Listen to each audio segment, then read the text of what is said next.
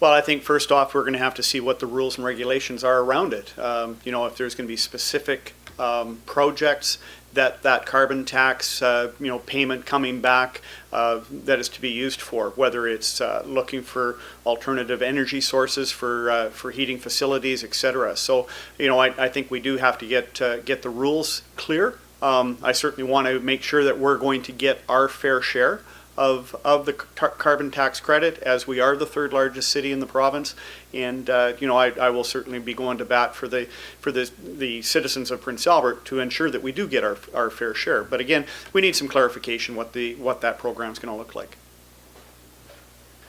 Well, tax increases are never an easy. It's never an easy ask. We know that property taxes are high. We know that commercial taxes are high. At the same time, we're told that user fees are too high on some of our facilities for some sectors of our demographics. So it's always a delicate balance. I think we want to be striving to look for additional revenue streams. There is also some additional revenue streams other than taxes that we could look at, whether it's some grant programs, etc. And I think also we have to look at our facilities and make sure that we are getting the best bang for our buck out of our facilities, even though we've got some older infrastructure occurring in some of those facilities as well. From a property tax perspective, we know commercial taxes ratio-wise are considerably higher in the city of Prince Albert as opposed to other communities or cities in our province. So, I think we do have to be cognizant of that fact, that it might be a detriment to businesses coming here. So, it is a delicate balance, but tax increases are certainly not something that's taken lightly. Well, there's no doubt homelessness is a problem. Homelessness is a problem in Saskatoon. It's a problem in Regina. It's a problem in a lot of municipalities. We do have an issue here. We have to continue to work with those community-based organizations, find out what their needs are, find out what their wants are from us as a city. What further can we do to assist them? A lot of it is it's a healthcare social issue.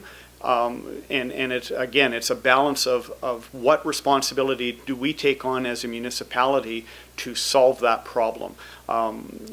We do have some ability to help out, whether it's tax abatements, tax deferrals. Maybe there's some facilities that we could look at that partnering with the community-based organizations. But again, it is having those sit down. They're hard discussions. They're hard discussions to have with our healthcare professionals and our social programs to try and find out exactly what's happening. I believe there is a problem, absolutely, with addiction in the city of Prince Albert. I believe there is problems in other cities with addictions as well. I don't think we're alone on that.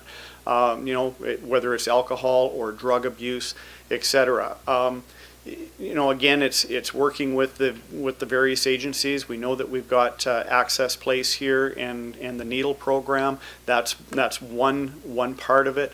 And again, we have to find ways to work with those partners to see what we can do to try and come to grips with it. The alcohol strategy is one piece of it that's starting to be unfolded. Is it the perfect solution? No, and I don't think anybody right now has the silver bullet that everybody's looking for. That's a tough question for somebody not directly involved in whether it's alcohol use, the recreational use of marijuana. What does it do from an addiction standpoint? I'm not 100% positive.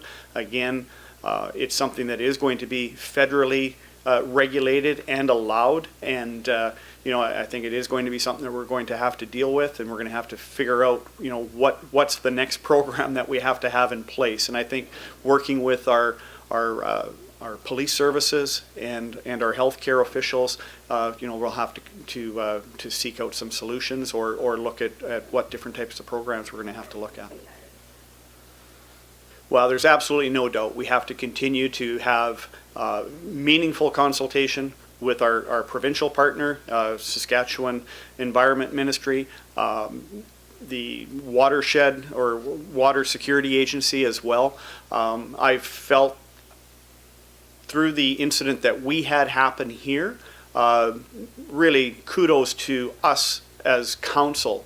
We stepped back, we let administration do their job, and it's hard. It's hard for those of us sitting on council to be able to do that. But, you know, we have to let, you know, the experts are the experts, and we have to let them deal with it. At the same time, I do want to have assurances in place that our water treatment plant is being kept up, and that's some of our regulatory requirements through the Water Security Agency. They hold our license. We have to make sure that we're adhering to the rules in place. So it's very important when we're talking about capital improvements to the water treatment plant.